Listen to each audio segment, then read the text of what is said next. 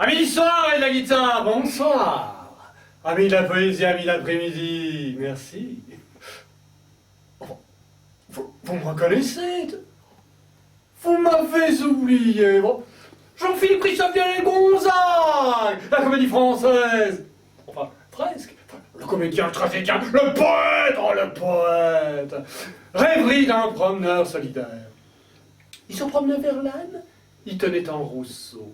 Quand il vit Lamartine, qu'elle avait un Rimbaud, et près de la fontaine, il pensa, elle boit l'eau. Mais je voudrais savoir ce que son mari vaut. C'est puissant, non? C'est Jean-Philippe Christophe Vianney Gonzague. Non, c'est pas fini.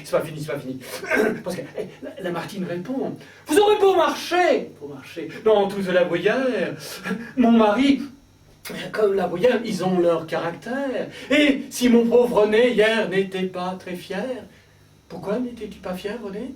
C'est parce que sa racine était un peu Molière. Jean-Philippe Christophe Vianney Gonzague, la comédie française. Et mes rap nippons japonais. Ne me dites pas, vous avez oublié mes rap nippons. Voulez-vous que je vous remémore, je vous en arrange? Oui, je rappe. Donc c'est nippon, hein, un rap nippon. C'est l'histoire de deux chats, Harine et Yama. Un peu en ma foi, oui, c'était des geishas. Ah oui, ça, c'est l'humour japonais, hein, c'est l'humour débridé, quoi, hein. Ils étaient tout petits, ils étaient tout replets. Que voulez-vous, monsieur dame? C'était des chaponais. Je l'ai fait un peu à Johnny, là. J'adore Johnny, hein. Il va falloir faire l'idée. Enfin, quand je vous dis vous faire l'idée, je continue. Donc, vous connaissez maintenant les deux chats, hein. Vous avez Harine et Yama. Puis arrive un chien, un petit chien, un chien mandarin. Un petit chien, un chiot, chocho, qui s'appelle Lara. Un jour, là, non, ça n'a rien à voir. Bon, donc, Harine tout petit chien, Lara tout petit chien, frétilla pour Harine, évite le mandarin devant la mandarine. C'est drôle, je suis drôle. Non, merci, je ne l'ose pas. Alors, non, parce qu'il était chaud. Arrête, un chien chaud. Mais bon, c'est un chien, un chaud, hein, un chien chiant, un peu chiant. Parfois, c'est un chien chiant chaud. Qui d'ailleurs un jour a chu. Parce que, bon, c'est un chien, on dit, alors arrête ton chaud de chien, un chat chaud. Et alors, il a chié des chiens au CHU. Enfin bref, c'était un gros liqueur, là, un gros liqueur, il tenait sa famille. C'est sa famille, parce que sa grand-mère déjà, Dolly, une lévrière afghane, Dolly, elle était, écoutez, pendant la guerre, elle était chienne, elle était chienne nymphomane dans un doggy bag à Pigalle. Et puis alors, elle a été tondue à Libération. Ah oui, elle avait couché un berger allemand. C'est pas beau, ça, hein? Alors, elle a terminé comme péripatéticienne dans un bar à loulou, en chantant du Joe Cocker et imitant Shirley Bassey. Je continue. Vous connaissez les deux chats et le chien. Jean-Philippe Christophe Vianney. Le chat et le chien. Mais il n'est pas bon d'être chien ou chat dans ce pays-là, parce que, vous savez... Puis arriva le temps. Au Japon, c'est courant de les mettre au menu d'un très bon restaurant. Les deux chats en entrée, en boulettant pâté. Et Lara fut consommée en bon canard laqué. Il n'était pas content, hein, Lara. Ah non, il était pas content parce que lui, il aimait bien s'amuser, et puis alors, du temps où il vivait, il riait s'esclaffer, et puis le voilà qui fini, Lara qui rit. La rit au Japon. Oh, je suis drôle. Hein. Moi aussi, je ne lance pas. Alors, noyé sans préambule, il a fait qu'une bulle. C'était un paix charmant, mélangé au soja. Pour ce chien, cependant, ce fut un pékinois. Attendez, il y a la chute. Vous voir la chute. Oh, excusez-moi. Oula, je me suis coincé une couillasse. Ce chien, cependant, ce fut un pékinois. Et c'est là pour toujours. Que la race en détour. Une dernière, Pearl Harbor. Ta-na-na-na-na-na-na-na. Ouais. Jean-Philippe Christophe Lionel Gonzague, la comédie française. Enfin, presque. Oh, mais ça, c'est pas possible. Oh là, cousin Gonzague. Ici, je vous donne tort. Ah bon? En tant que directrice, je ne suis pas d'accord. Oh.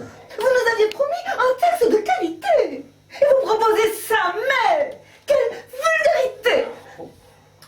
Vous n'avez pas, cousin, respecté vos promesses. C'est comme en politique, quand on est en bassesse, que l'on est dépassé. Si l'on est un intrus, faut quitter le pays quand on ne convient plus. Regardez vers la France, comme les gens seraient heureux si le François Hollande pouvait quitter les lieux.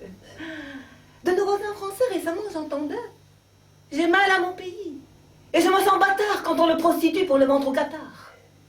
Il n'est pas loin le jour où nous verrons Paris jeté par des vautours au lobby qatari. C'est le vent du désert, argenté un peu sale. Il arrive en charter et repart en rafale. Réveillez-vous, bon sang! La bouffe est à voir! Oui, mais nous on est belges et on n'a rien à voir.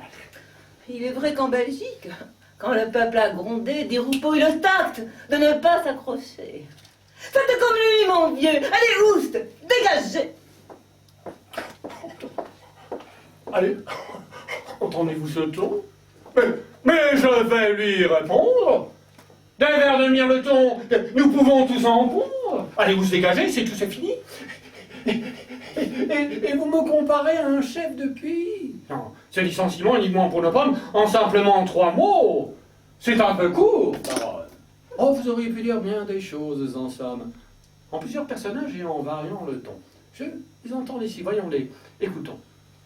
Délicat. Comme la porcelaine. Allez-vous vous casser? Allez au loin, monsieur. Vous nous abandonnez. Furteur. Nous en avons assez de votre petite taille. Faites comme le crayon, lui au moins. Il se taille. Méditerranéen. Commedia Buitoni, oh pâte de Sicile, tu nous fais les spaghetti, tu t'étires et tu files. À la roumaine. S'il vous plaît, le monde en a marre, imitez le poisson, lui au moins, il se barre. Écolo et joli. Nous avons besoin d'air, nous voulons respirer. Aussi comme les ritons, messieurs. Faut tirer. Amical. Pour bien quitter les lieux, ne pas perdre la face. On imite la gomme qui gentiment s'efface. S'effacer, se fesser, on n'en fait jamais trop. Et quand je dis fesser, prenez-moi bien nos mots. Tout le monde le sait, quand un pays s'affaisse, on ne doit pas hésiter à lui montrer ses tresses. Et enfin, à la manière d'une fromagère d'antan qui s'adresserait à un camembert président, comme dirait le gouda au fromage de Hollande. Toi le petit Florby, toi qui nous fous les glandes, quand on est dans la mouise jusqu'à la mimolette, qu'aux dernières élections, on ramasse une raclette. Faut quitter le plateau, la cloche abandonnée. Ici tout est mental, faut que ça brille, c'est compté. En tant que vieux fromage, faut filer, faut couler. Rendez-nous vos hommages, car pour vous, c'est râpé. Voilà ce qu'à peu près, ma chère, vous m'auriez dit, si vous aviez un peu de lettres et d'esprit. Nous virons entre nous le ton centré lâche, vous auriez pu y mettre un peu plus de panache. Si nous ne méritons, comme dirait Cyrano, que les 3 simples lettres composant le mot sot, pour ma part, je m'en vais, j'ai compris la leçon. Oui, je quitte la scène et je sors par le fond. Eh bien non, mon cousin. Pour rester parodique, terminons, voulez-vous, par ce texte sur l'Afrique. Allez. Copine et Laoline, un jour furent étonnés par Ted et Piparnel au sud, emprisonnés. Ted était musicien, Aileen était câline. Et vite le guitariste devint la mandoline. Ned était humaniste, aimait beaucoup les gens. Il était noir de peau, ni pauvre, ni indigent. vivait dans un pays dirigé par l'argent, un pays opprimé. Un pays attirant. Ses amis africains venaient tous du même bled. Ted était le seul homme blanc. Il est vrai qu'à part Ted, Au cœur de son exil, Nell rencontra Ella, d'amour un tatoué qui vite se révéla. chanteur de liberté. Alors qu'elle était là, plaque à la porte Nelson. Puis devint la Mandela.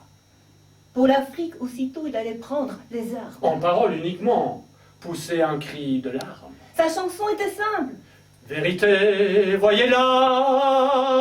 Demandez, insister. Liberté, demandez-la. Et ne pas avoir peur de tous ceux qui nous troussent. L'Afrique, c'est vrai, pour eux, n'est plus cotée en brousse.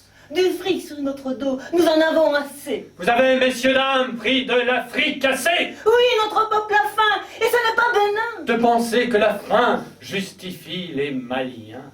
Relevons notre Afrique du sud et d'au-delà. Le Congo va zaïr, mais nous serons tous là.